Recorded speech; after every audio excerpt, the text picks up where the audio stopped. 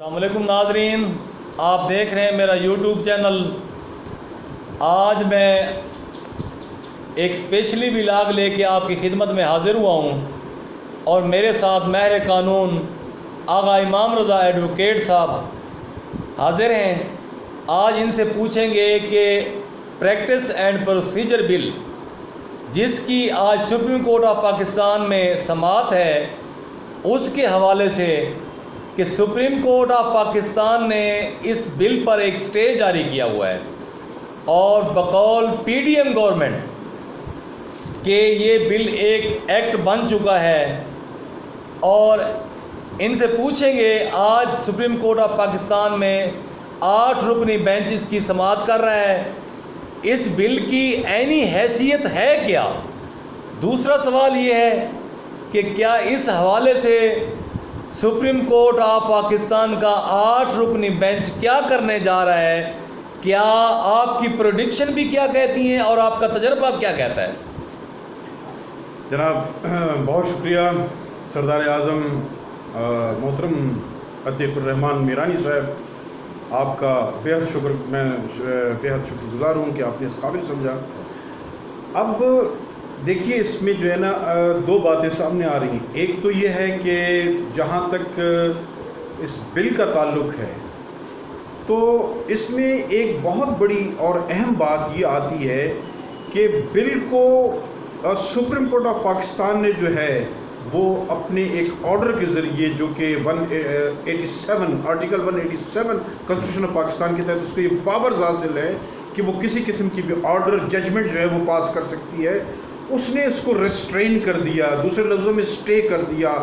اب یہ اسٹے جب ہو گیا تو اس کے بعد جو ہے یہ ایکٹ آف دا پارلیمنٹ کسی صورت نہیں بن سکتا ہے۔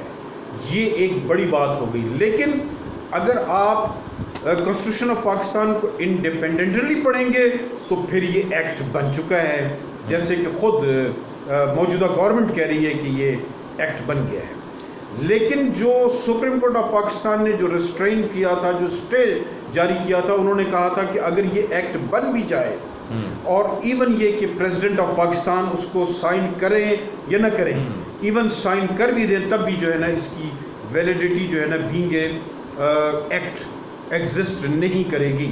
تو لہٰذا بنیادی طور سے اگر ہم for the time being, for the sake of argument یہ مان لیتے ہیں کہ چلو ان کی رائے ہم مان لیتے ہیں، ایکٹ یہ بن گیا ہے۔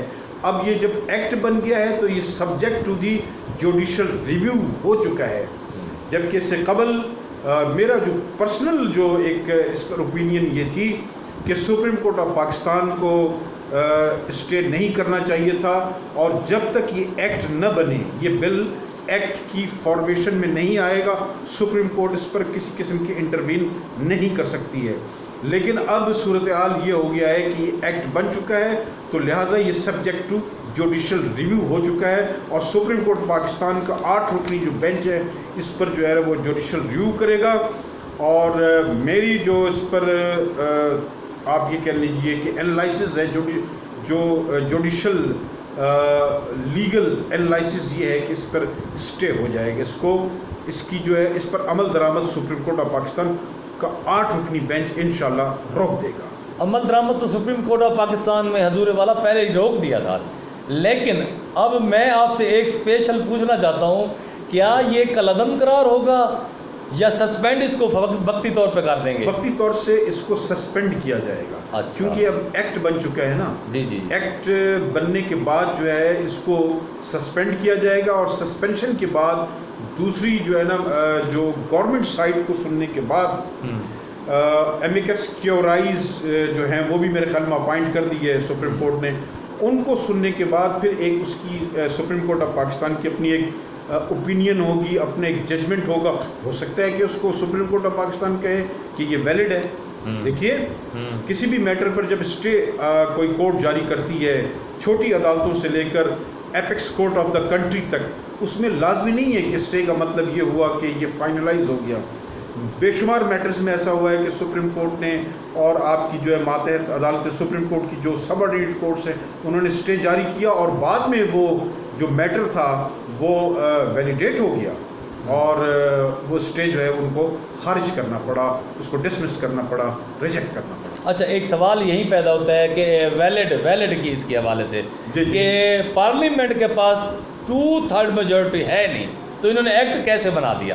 اچھا, اب اس میں ایک بات تو یہ ہے کہ یہ آپ نے بڑی زبردست اور خوبصورت بات کی, بڑی جینوئن بات کی کہ 184(3) کے تحت یہ اس کے 3 کے نیچے 184(3) کے نیچے جو کانسٹیٹیوشنل امینڈمنٹ ہے وہ 2/3 آف دی میجورٹی کے بغیر نہیں ہو سکتی. یعنی کہ بیسک اگر انہوں نے کانسٹیٹیوشن کے اندر اگر انہوں نے امینڈمنٹ کی ہے تو وہ نل اینڈ وائڈ ہے, وہ بالکل ایب انیشیو نل اینڈ وائڈ, یعنی کہ ابتدائی سے جو ہے نا وہ کالعدم ہے. اور اگر تو ادھر کیا نام ہے, ان کو کانسٹیٹیوشنل امینڈمنٹ کی اتھارٹی ہے, اگر ہے, جو کہ نہیں ہے, تو پھر اس کے نیچے جو ہے وہ سمپل میجورٹی کے ذریعے ایکٹ بن سکتا ہے. یعنی کہ ایکٹ کی جو فارمیشن ہے اس کے لیے لازمی نہیں ہے کہ آپ کے پاس 2/3 میجورٹی ہو, سمپل میجورٹی کے ذریعے ایکٹ بن جاتا ہے.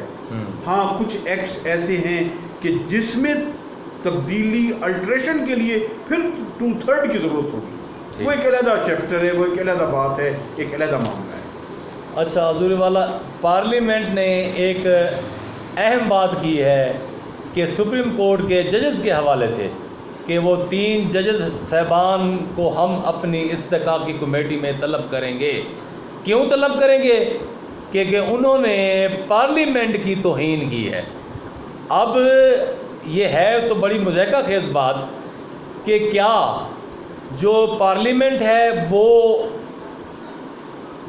اس کی عینی اور قانونی حیثیت اس وقت موجودہ کیا ہے؟ نمبر 1. نمبر 2, پارلیمنٹ کیا کورٹ آف لا ہے کہ وہ ججز صاحبان کو طلب کر لیں؟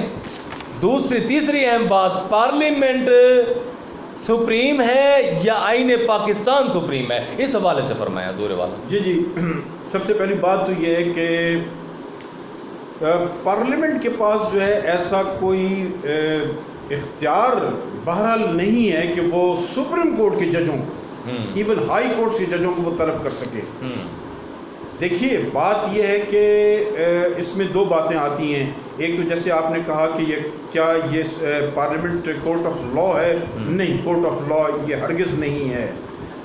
بے شک یہ پاکستان کے جو ہے نا چوزن ریپریزنٹیٹیو کی جو ہے نا ایک بڑی ایک کیا کہنا چاہیے, ایک سیکرڈ, ایک مقدس قسم کی جو ہے نا اس کی ایک اسٹیٹس ہے انڈر دی کانسٹیٹیوشن. کیونکہ اب بات یہ ہے کہ ایک اگر مسجد ہے اور ایک کتنی مقدس جگہ ہے, آپ کو یاد ہوگا کہ خانہ کعبہ سے زیادہ میرے خیال میں مقدس جگہ مسلمانوں کے لیے اور کوئی نہیں ہے. لیکن جب وہاں پر کچھ شرارتی لوگ گھس گئے تھے, کچھ باغی گھس گئے تھے, تو ان کی سرکوبی کی گئی. یہ نہیں اس کا مطلب کہ کسی مقدس جگہ پر کچھ لوگ جمع ہو جائیں اور وہ قابض ہو جائیں تو وہ مقدس بن گئے, نہیں. صحیح, ایک بات. دوسری بات یہ ہے کہ اگر تو یہ پارلیمنٹ اس کو طلب کرتی ہے سپریم کورٹ کے ججز کو یا ہائی کورٹ کے ججز کو, تو یہ بنیادی طور سے وہ ان کو تھریٹ کر رہی ہے, ان کو پریشرائز کر رہی ہے, ان کو بے عزت کر رہی ہے, ان کو ان کے جو اسٹیٹس ہے اس کو ریڈیکیول کر رہی ہے, اس کو لوور کر رہی ہے, جو کہ کانسٹیٹیوشن آف پاکستان کی منشا کے بالکل خلاف ہے. صحیح. آرٹیکل جو آپ کا کانسٹیٹیوشن آف پاکستان کا آرٹیکل 2 ہے, جی, وہ اس بارے میں بالکل یہ ہے کہ وہ کہتا ہے کہ Islam to be a state religion, اور ٹو ایک جو ہے وہ کہتا ہے کہ the objective resolution to form part of substantive provision. یعنی کہ وہ اب ہم بہت زیادہ گہرائی میں ہم نہیں جائیں گے, ہم صرف اس 2 آرٹیکل کو سامنے رکھتے ہیں. جی, یعنی کہ جو ہے پاکستان کا جو اسٹیٹ کا مذہب ہے وہ اسلام ہوگا, اور جو آبجیکٹو ریزولوشن جو ہے جس کو قرارداد مقاصد 23 مارچ 1940 کو جو ہے یہ قرارداد مقاصد جو ہے لاہور میں منظور ہوئی تھی, پاس ہوئی تھی.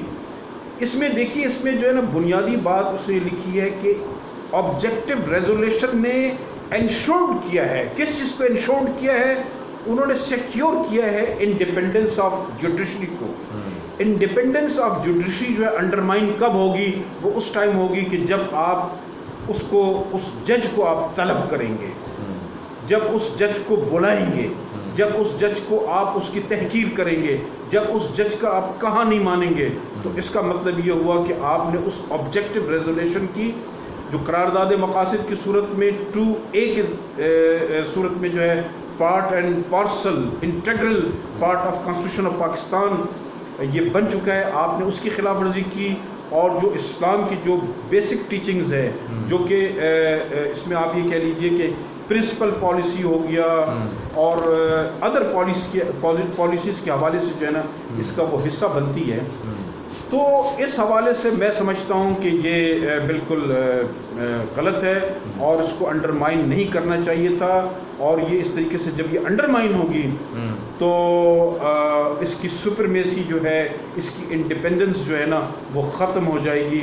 اور اس کا ختم اچھا پھر آپ دیکھیے مزے کی بات دیکھیے وے ٹو جو پالیسی جو ہے ہماری پرنسپل آف پالیسی جو ہے وہ اس میں یہ ہے کہ آپ نے اسلامک انجیکشن کو جو ہے نا اڈاپٹ کرنا ہے۔ آپ یہ دیکھیے کہ جی ہمارے پاس جو روشن ترین مثال ہے قاضی القضات کا جو آفس ہے، یہ حضرت عمر رضی اللہ تعالیٰ عنہ کے دور میں جو ہے آپ نے جو ہے حضرت عمر رضی اللہ تعالیٰ عنہ نے ان کو جو تھا اسٹیبلش کیا تھا، نمبر 1۔ نمبر 2 یہ پھر خلفائے راشدین اور پھر اس کے بعد یہ چلتا رہا۔ آپ دیکھ لیجئے کہ اتنے جلیل القدر صحابی، اور دوسرا آپ دیکھ لیجئے حضرت علی کرم اللہ وجہہ، یہ 2 مثال میں مجھے بتائیے، مجھے جو ہے نا میں سارے دنیا کے جناب جورسٹ کو اور ان کو چیلنج کرتا ہوں کہ وہ بتائیں کہ قاضی القضات نے، یہ قاضی نے حضرت عمر رضی اللہ تعالیٰ عنہ کو طلب کیا تھا یا حضرت عمر نے ان کو بلایا تھا کہ تم ادھر آ جاؤ؟ صحیح، مجھ سے بڑا جلیل القدر جو ہے صحابی شاید ہی کوئی ہو، یعنی کہ جن کے بارے میں وقت کے امیر المومنین تھے، وقت کے امیر المومنین تھے، اور اس میں بہت ساری باتیں ہیں اس کو میں نہیں ڈسکس۔ اسی طریقے سے حضرت علی کرم اللہ وجہہ، یعنی کہ دیکھیے کہ وہ اہل بیت میں جو ہے نا، اور یعنی کہ بچوں میں سب سے پہلے اسلام لانے والے، ان کی یعنی کہ وہ آؤٹ آف کوشچن ہے ان کی پرسنالٹی، ان کی شخصیت اور ان کی اسلام سے، اور اس کے علاوہ آپ دیکھیے کہ وہ ایک یہودی نہیں جو شرارت کی، اور وہ ذرا جو تھا اس کو جو تھا ان کے حضرت علی ان کے حوالے کر کے مسجد میں گیا اور وہ لے کر غائب ہو گیا، اور اس نے بعد میں کلیم کیا یہ میرا ہے۔ اور جب قاضی نے ان کو طلب کیا، حضرت علی کو بھی طلب کیا، ان کو کہا گواہ لاؤ، امام حسن علیہ السلام اور امام حسین علیہ السلام جب آئے تو قاضی نے کہا کہ نہیں، یہ آپ کے اولاد ہیں، یہ آپ کے حقیقی صاحبزادگان ہیں، یعنی کہ دوسرے لفظوں میں موجودہ لاء کی ٹرمینالوجی میں یہ انٹرسٹڈ وٹنسز ہیں، اور انہوں نے ریجیکٹ کر دیا۔ یعنی کہ حضرت علی کی صرف پرسنالٹی، ان کی شخصیت اتنی عظیم ہے، اتنی عظیم ہے کہ اس کو جرأت بھی نہیں کرنی چاہیے تھی، اس کو سوچنا بھی نہیں چاہیے تھا قاضی کو، لیکن قاضی کو یہ جو اتھارٹی اور یہ جو پاورز دی تھی اسلام نے، اس کو اس نے ایکسرسائز کیا تھا۔ مجھے بتائیے کہ حضرت علی کرم اللہ وجہہ نے اس کو طلب کیا تھا قاضی کو کہ تو ادھر آ، تو ہوتا کون ہے مجھے بلانے والا؟ نہیں، ایسا نہیں ہوا تھا۔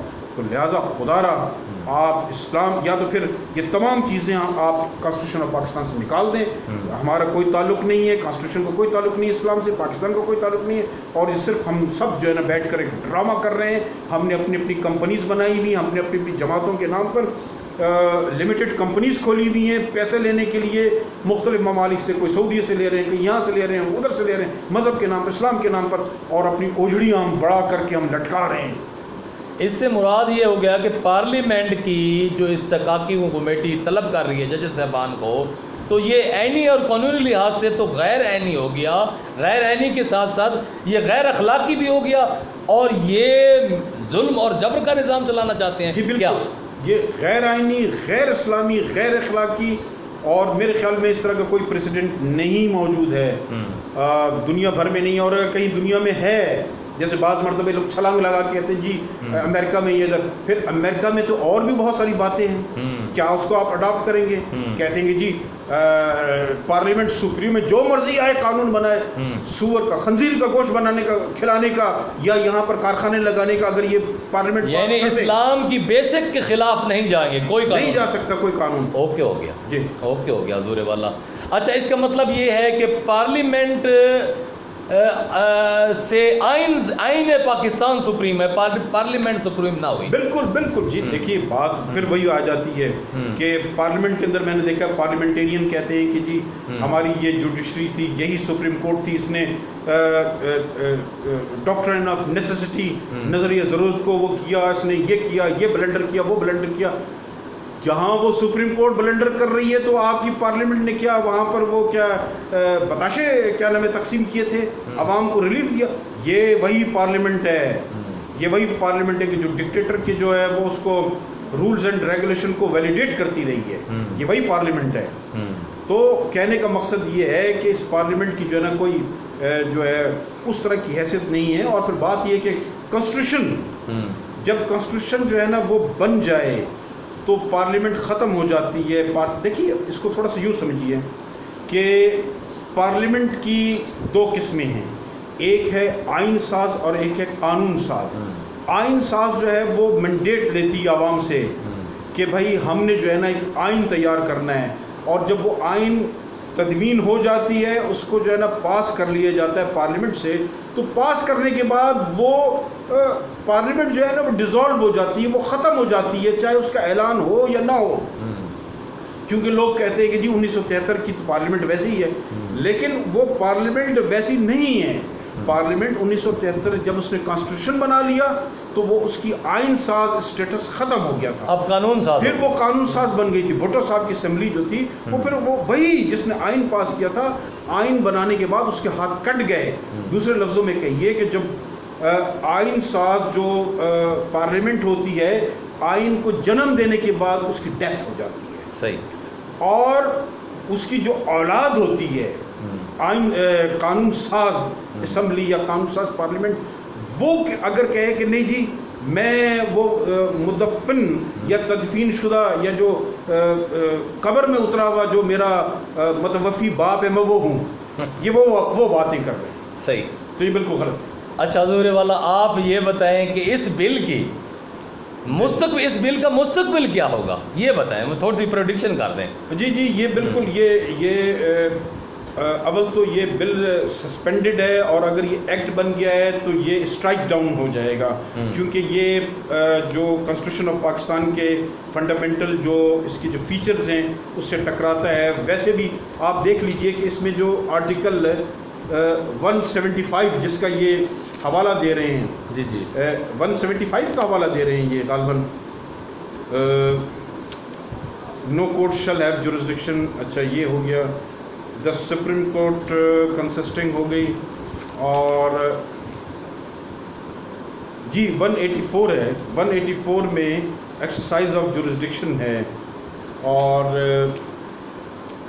ایک تو یہ ہے کہ اس میں ان کو آرٹیکل میں جو ہے نا وہ کرنا ہوگا، ترمیم کرنی ہوگی. اس کے پاس ان کے پاس جو ہے نا اس کی میجورٹی نہیں ہے. اور دوسرا کیا آپ نے پوائنٹ ابھی پوچھا تھا مجھ سے، اس کا بل کا مستقبل کیا ہے، مجھے یہ بتائیں. میرے نزدیک تو یہ کالعدم قرار ہوگا میرا. اچھا ہاں یہ بالکل یہ کالعدم قرار ہوگا. دیکھیے اس میں 191 کانسٹیٹیوشن آف پاکستان کا آرٹیکل 191 جو ہے وہ rules of procedure, supreme court کے رولز آف پروسیجر کو ڈسکس کرتا ہے. وہ کہتا ہے subject to the constitution and law the supreme court may makes rules regulating the practice and procedure of the court. وہ کہتی ہے کہ subject to law and constitution. Sorry constitution تو بن گیا، آئین ساز اسمبلی بنا کے چلی گئی. قانون ساز اسمبلی لا بنا سکتی ہے، لیکن پروسیجر جو ہے وہ آرٹیکل 192 کا جو کلاس 1 ہے اس کے تحت جو ہے نا وہ سپریم کورٹ کے علاوہ کوئی بھی جو ہے نا پارلیمنٹ نہیں بنا سکتی. یہ اگینسٹ دی کانسٹیٹیوشن ہے. صحیح. تھینک یو سر، بہت شکریہ. انہی الفاظ کے ساتھ اجازت چاہتے ہیں. آپ سے ریکویسٹ ہے کہ آپ ہمارا چینل کو سبسکرائب لازمی کریں. انشاءاللہ آپ سے سلسلہ جاری رہے گا گفتگو کا. انہی الفاظ کے ساتھ اجازت چاہتے ہیں. اللہ تعالی ہم سب کا حامی و ناصر ہو. اللہ حافظ. اللہ